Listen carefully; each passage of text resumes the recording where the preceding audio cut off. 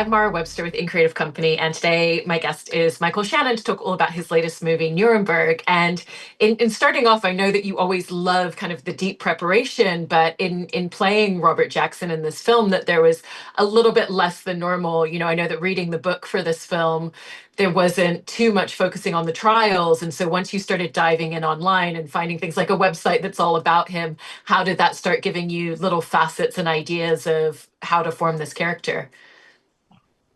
Yeah, well, I also found a book about him, but I didn't know anything about him beforehand, so I basically started from scratch. And you know, he accomplished so many other things in his life, his career.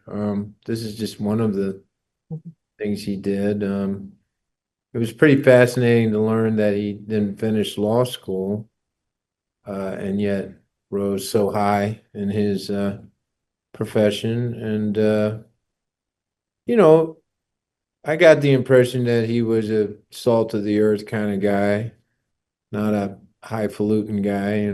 He just worked really hard and was very curious about justice and the truth and went after it.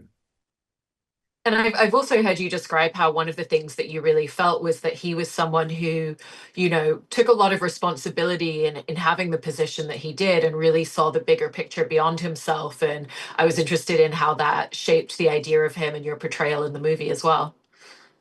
Well, he's a man of action, so his speak louder than his words, even though his words are basically what he uses. Um, but you can see him in the beginning of the film really considering and listening to others about, what their opinions are, what they think should happen, whether they think he's going to succeed or fail, or um, he's always soliciting other people's input. Uh, he's never just insisting that he knows it all and everyone else should keep quiet. But he does insist on pursuing the trials, despite all the opposition that he faces. And for brevity in the film, you don't even see half of what he went through trying to get these trials in motion. Um, and it's understandable because there's a lot of story in this movie, and you got to keep moving around. But he really basically had to walk through a wall to get this thing to happen. Um, but he just wouldn't give up.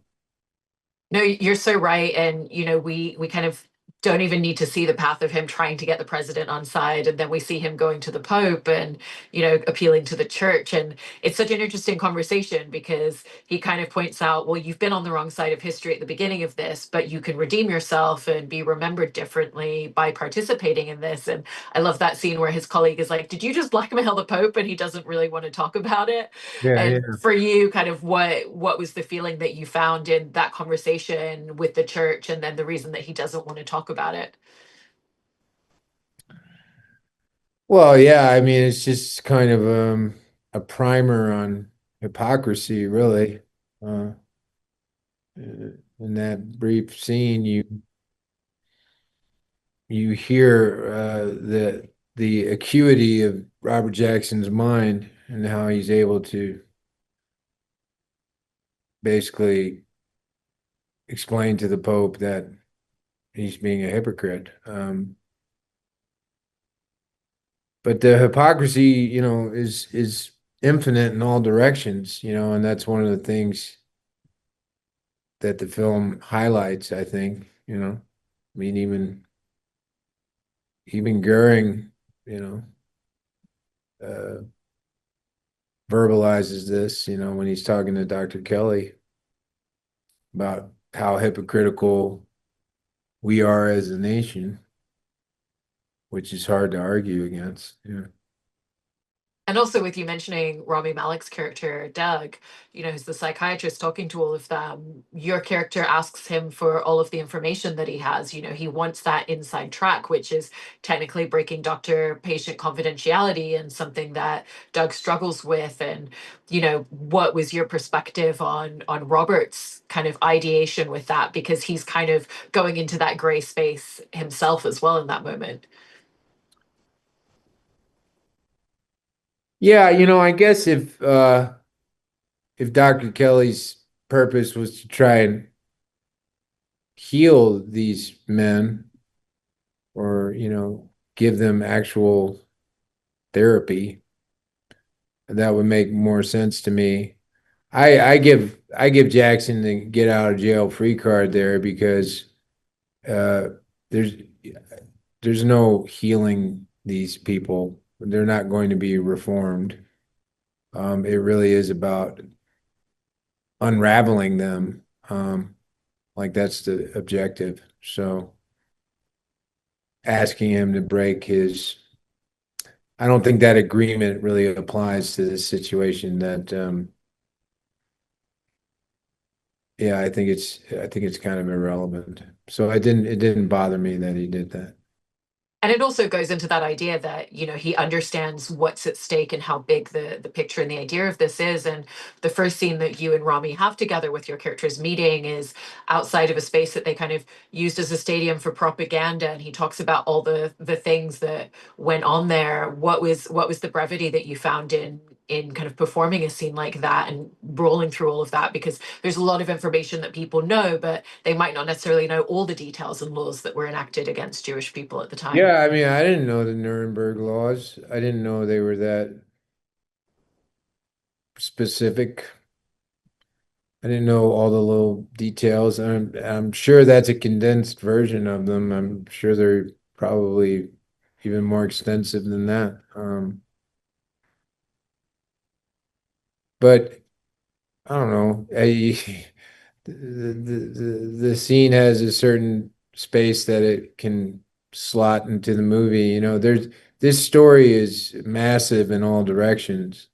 Um, and if the movie is captivating to somebody, that I'm sure they could do further research on any of these characters and much more significant accumulate a much more significant amount of information. But that's always the trick with the movie. You're just trying to give people enough of an idea of what was happening because the movie can only be so long.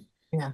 I also wanted to ask you about the scene where your character gets to question Goering, because, that's 18, 20 pages between the two of you. And you're obviously very, adept with dialogue heavy scripts with your work in theater. I think once you've done a one-man show, something like that probably isn't as daunting. And how did you feel like all that theater experience really helped you going into a scene in a moment like that?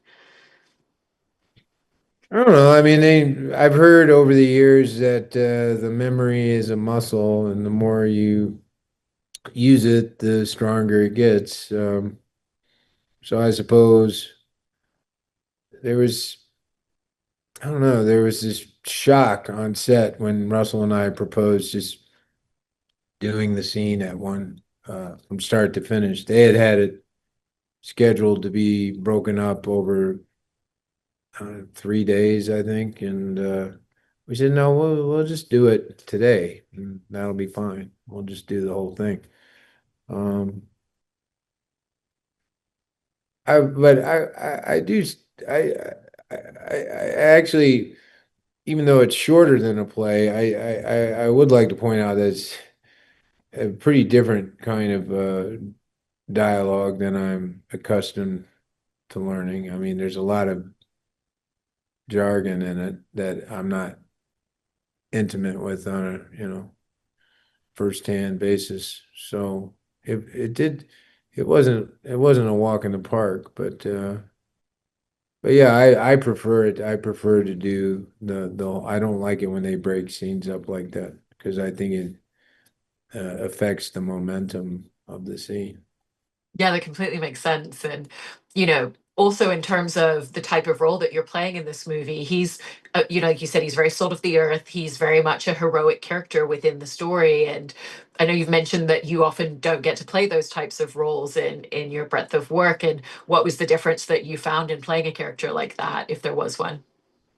Oh, it's hard to say because for me, despite their characteristics or how they're perceived, every character I play is an individual. Like they're all different to me.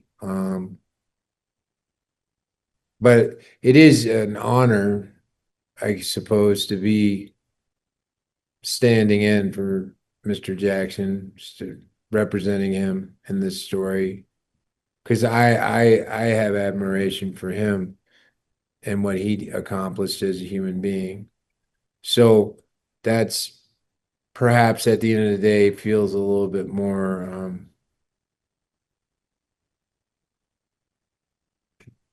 I'm trying to see more satisfying, I suppose, or I don't know. Like when you're playing somebody who's done things that are not so great. Um, you probably don't take as much pride in that, I guess. But they're not my accomplishments, they're his accomplishments. But I do get satisfaction in knowing that, like myself, I don't think a lot of people know much about Robert Jackson, and maybe now they will. Yeah, no, I love that point, and it's the great thing about playing historical figures and getting them to bring them to the foreground.